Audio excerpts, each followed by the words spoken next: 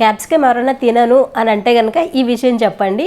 కావాలంటే గూగుల్ కూడా చేసుకోమని చెప్పండి. ఏంటంటే అది క్యాప్సికమ్ తింటే రీజనరేషన్ సెల్స్ బాగా ఇంప్రూవ్ అవుతాయి. అలాగే సి విటమిన్ బాగా ఎక్కువ ఉంటుంది. ఎవరైనా తొందరగా ఏజింగ్ సైన్స్ వచ్చినాయి అనుకుంటే క్యాప్సికమ్ ఎక్కువగా తింటున్నారనుకోండి, అలాంటి వాళ్ళకి కొంచెం రిలీఫ్గా ఉంటుంది అనమాట. స్కిన్ బ్రైట్గా ఈ రింకిల్స్ లేకపోతే డార్క్ స్పాట్స్ అవన్నీ ఉంటాయి కదండి, అవన్నీ స్లోగా తగ్గుతూ ఉంటాయి అన్నమాట. హాయ్ అండి, అందరూ ఎలా ఉన్నారు? Welcome back to my channel. చాలామంది నిమ్మకాయ సిట్రస్ ఫ్రూట్స్లోనే ఎక్కువ సి విటమిన్ ఉంటుంది అనుకుంటారండి. కాకపోతే క్యాప్సికంలో కూడా సి విటమిన్ చాలా ఎక్కువ ఉంటుంది. అలాగే ఇప్పుడు చెప్పాను కదండి, రీజనరేషన్ సెల్స్ బాగా ఎక్కువగా ఉంటాయి అన్నమాట. అంటే మనకి ఎక్కడైనా దెబ్బలు తగిలినా కానీ తొందరగా క్యూర్ అవుతుంది అనమాట. అలాగే మనకి తొందరగా ఏజింగ్ సైన్స్ వచ్చేస్తుంది కదండి, రకరకాల టెన్షన్స్ వల్ల, హార్మోన్ ఇంబ్యాలెన్స్ వల్ల. అలాగా కాకుండా ఉండాలంటే కొంచెం మనం క్యాప్సికమ్ ఇంక్లూడింగ్ ఎక్కువ చేస్తే, అంటే మనము మంత్లీ ఒకసారి తినేదానికంటే ఒక 2 టైమ్స్, మంత్లీ 2 టైమ్స్, అలాగే నెమ్మదిగా 3 టైమ్స్ అలా పెంచుకుంటూ ఉంటే స్కిన్ హెల్దీ కాకుండా, అలాగే మనకి ఏదన్నా తొందరగా దెబ్బలు తగిలినా కానీ తొందరగా తగ్గుతూ ఉంటాయి అన్నమాట. ఈరోజు మేము ఊరు వెళ్తున్నామండి, అందుకని ఉన్న కూరగాయలతోనే చేసేస్తున్నాను అనమాట. మా అందులో వేసిన మసాలా నేను ఇంతకుముందు షేర్ చేశానండి. ఎవరైనా చూడకపోతే నేను డిస్క్రిప్షన్లో ఇస్తాను లింక్, అది చూడండి. అలాగే కొన్ని ఉసిరికాయలు ఉన్నాయండి, ఆ ఉసిరికాయ మొన్న షేర్ చేశాను కదండి మా పప్పుచారు. అలాగే కొన్ని ఉంటే దాన్ని కొంచెం పుదీనా కొత్తిమీర కూడా ఉన్నాయన్నమాట. అవన్నీ మొత్తం అంతా క్లియర్ చేసేద్దాము అన్నట్టు కొత్తిమీర పుదీనా కొంచెం నువ్వులు వేసేసి, అలాగే చింతపండు ప్లేస్లో ఉసిరికాయ వేసి టమాటా పచ్చడి చేసేస్తున్నానండి. ఇది కూడా చాలా బాగుంటుంది, అన్నంలోకి ఒక్కదానికే బాగుంటుందండి ఇది, ఇంకా ఏ టిఫిన్స్కి బాగోదు అనమాట. అలా చేసేసిన తర్వాత ఇంకా మధ్యాహ్నం కొంచెం టైం ఉంటే దాని టైంలోనే మొత్తం లగేజ్ అంతా సర్దేశానండి. కొన్ని జామకాయలు ఉంటే అవి కూడా సర్దేశాను అనమాట. బట్టలు అయితే అస్సలు ఆరట్లేదండి, అంటే వర్షాలు ఎక్కువగా ఉన్నాయి కదా, అందుకోసం ఇల్లంతా బట్టలన్నీ మొత్తం అన్నీ పరిచేసి, ఎక్కడ ఖాళీ ఉంటే అక్కడ ప్లేస్ లేకుండా మొత్తం అన్నీ అరేంజ్ చేసేసి, మొత్తం అన్ని సామాను అన్నీ సర్దేసి ఇప్పుడు బయలుదేరాలండి. బయలుదేరే ముందు స్నానం చేసేసి దేవుడి దగ్గర అంతా క్లీన్ చేసేసుకొని, ఫస్ట్ అయితే మేము ఎప్పుడైనా కానీ ఊరు వెళ్ళేటప్పుడు దేవుడి దగ్గర మొత్తం అంతా సర్దేసి, మనము ఎన్ని రోజులు ఉన్నాం కదండి, అందుకని దేవుడి దగ్గర ఒక చెంచాతో, రాగి చెంచాతో వాటర్ పెట్టేసి వెళ్తాం అనమాట. ఎప్పుడు మాకు అదే అలవాటు అనమాట. అంటే దేవుడికి పస్తు ఉండకుండా వాటర్ పెట్టేసి వెళ్తాం అనమాట. అంటే మనం పూజ చేయం కదండి, అందుకోసమని మొత్తం క్లీన్ చేసేసి ఎక్కడ ఏం డస్ట్ లేకుండా, లేకపోతే పూలు అవన్నీ ఉంటే చూడండి ఈగలు అన్నీ ఎక్కువ వచ్చేసినాయి కదా, అలా వచ్చేస్తాయి అనమాట. అన్నీ క్లియర్ చేసేసి ఒక రాగి చెంచాతో అలాగా వాటర్ పెట్టేసి వెళ్తాం అన్నమాట అండి.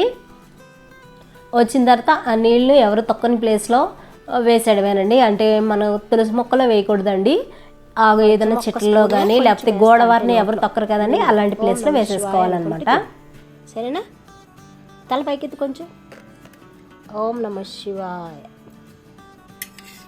ఓం నమ శివాయ. మేము నైట్ 9కి స్టార్ట్ అయ్యామండి, అందుకే మొత్తం అన్నీ శుభ్రంగా, అంటే కిచెన్ మొత్తం క్లీన్ చేసేసుకొని, అంటే ఇప్పుడు తిన్నవి ఉంటాయి కదండి గిన్నెలు, అవన్నీ క్లీన్ చేసేసుకొని, కొంచెం నేను ఎప్పుడు చెప్పే విధంగానే ఎప్పుడన్నా మనం బయటికి వెళ్ళేటప్పుడు ఇలాగ జర్నీ చేసేటప్పుడు కొంచెం పెరుగు తీసుకొని, అంటే ఓం నమ శివాయ అని చెప్పుకొని పెరుగు తీసుకుని క్షేమంగా వెళ్ళి క్షేమంగా తీసుకురా స్వామి అని చెప్పేసి బయలుదేరుతామండి. మాకు అంటే ఎప్పటి నుంచో అదే అలవాటు అనమాట. అలాగే చేస్తాం అనమాట. నేను చాలా వీడియోస్లో షేర్ చేశానండి, ఎప్పుడు ఊరు వెళ్ళినా కానీ ఇలాగే చేస్తామని. నాకు మా పాపకు కూడా తినిపించేసి బయలుదేరామండి. అలాగే మొన్న దిల్సుఖ్ నగర్ నుంచి తీసుకొచ్చాను కదండి బ్యాంగిల్స్, వేసుకున్నాను, బాగున్నాయి కదా, నాకైతే చాలా నచ్చినాయి. మీకు ఎలా అనిపించినాయో నాకు కామెంట్ చేయండి. అవి అసలు 150 అంటే ఎవరు నమ్మట్లేదు అనమాట, చాలా బాగున్నాయని మంచి కాంప్లిమెంట్స్ ఇచ్చారండి. 150కి చాలా బాగున్నాయని.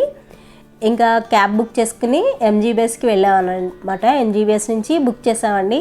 ఇంతకీ ఎక్కడికి వెళ్తున్నామని చెప్పలేదు కదండి, అనంతపురం అండి. ఫేమస్ రాయలసీమ ఊరు ఉంటుంది కదా, పులివెందల అనంతపురం అంటారు కదా, అక్కడికి వెళ్తున్నాం అనమాట. పులివెందల దగ్గరలో వెళ్తున్నాము. అక్కడ మా ఆడపడుచు వాళ్ళ పాప వాళ్ళ అమ్మాయిది, అంటే మా ఆడపడుచు మనవరాలది మెచ్యూర్ ఫంక్షన్ అనమాట. అక్కడికి వెళ్తున్నామండి. ఎన్జీబీఎస్కి వచ్చి చాలా సంవత్సరాలు అయిందండి, ఎప్పుడు వచ్చామో కూడా గుర్తులేదనమాట. ఎప్పుడు బస్కి వెళ్ళాలన్నా కానీ ఏదో దగ్గరలో ఏదో స్టాప్ ఉంటుంది కదా, అక్కడికి వెళ్ళిపోయి ఎక్కేసేవాళ్ళం అనమాట. ఇది కొత్తగా అన్నట్టు అనిపిస్తుందండి, రెన్యువేషన్ ఏమైనా చేయించారేమో, చాలా బాగుందనమాట. అంత నీట్గా ఉంది, ఇంతకుముందు అలా ఉండేది కాదు, ఎక్కడ పడితే అక్కడ గుంతలు అలా ఉండేదన్నమాట. స్టార్టింగ్లో కూడా అలాగే ఉందండి. ప్లాట్ఫామ్ దగ్గర అయితే గుంతలు కిందే ఉంది, కానీ పర్వాలేదు, ఇదివరకు మీద పర్వాలేదన్నమాట.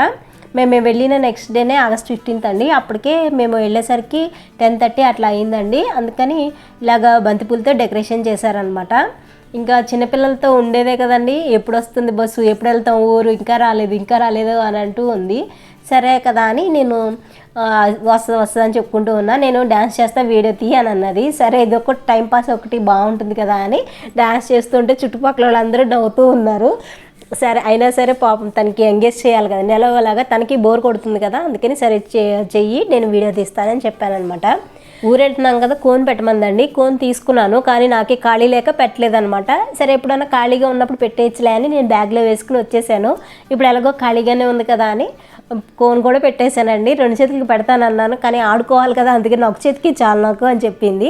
ఫస్ట్ అయితే నాకు 2 చేతులకి పెట్టాలని చెప్పింది, కానీ మళ్ళీ ఆడుకోవడానికి ఉండదని నాకు ఒక చేతికి చాలు అని చెప్పేసింది అనమాట. ఏదో నాకు రాని విద్య అంటూ ఏదైనా ఉంటే ఈ కోన్ ఒకటేనండి, అస్సలు రాదనమాట. ఎంత మంచి కోన్ తీసుకున్నా కానీ అందులోంచి కొంచెం కూడా గోరింటాకు బయటికి రాదు. ఏదో నాకు వచ్చినట్టు గీతలు అలాగే చుక్కలు అలా పెట్టేసి పెడుతూ ఉంటాను.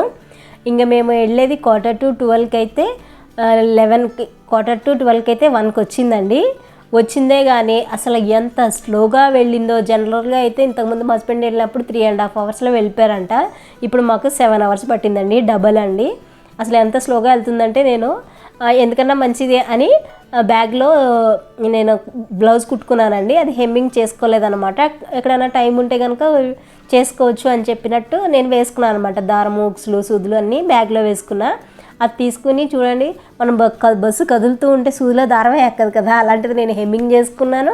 మొత్తం అంతా బ్లౌజ్ స్టిచ్చింగ్ అదే హెమ్మింగ్ మొత్తం చేసేసుకున్నాను అనమాట. బస్సులోనే అంత స్లోగా వెళ్తుంది. ఈసారి ఏ ముహూర్తాన్ని బయలుదేరమో కానీ అన్నీ స్లోగానే వెళ్ళేయండి. ఈసారి కొత్త ఎక్స్పీరియన్స్లు కూడా చేశాను. ఎంత స్లోగా వెళ్తుందో చూడండి. నేనైతే స్లోగా తీయలేదు వీడియో, చూడండి ఎంత స్లోగా వెళ్తుందనమాట. వెహికల్ ఏమన్నా ప్రాబ్లం ఉన్నట్టుంది. వెహికల్ లోపల కూడా చాలా పాతగా ఉందన్నమాట. అంత స్లోగా వెళ్ళింది. ఏదో స్లోగా తీస్తే ఎలా ఉంటుంది అలా ఉంది కదండి వీడియో, కానీ నేను స్లోగా తీయలేదు. అంత స్లోగా వెహికల్ వెళ్తుందనమాట. ఇంకా మేము అనంతపురం వెళ్ళామండి. అనంతపురం బస్ స్టాండ్కి వచ్చామన్నమాట. ఇక్కడ నుంచి ప్రొద్దుటూరు బస్సు ఎక్కి వాళ్ళ ఊరు వెళ్ళాలి, చాలా చిన్న పల్లెటూరు, అక్కడికి వెళ్ళాలండి. ఇదేనండి వాళ్ళకి వీడియో నచ్చితే కనుక లైక్ చేసి కామెంట్ చేయండి. అంతవరకు ఉంటాను. Take care and by by.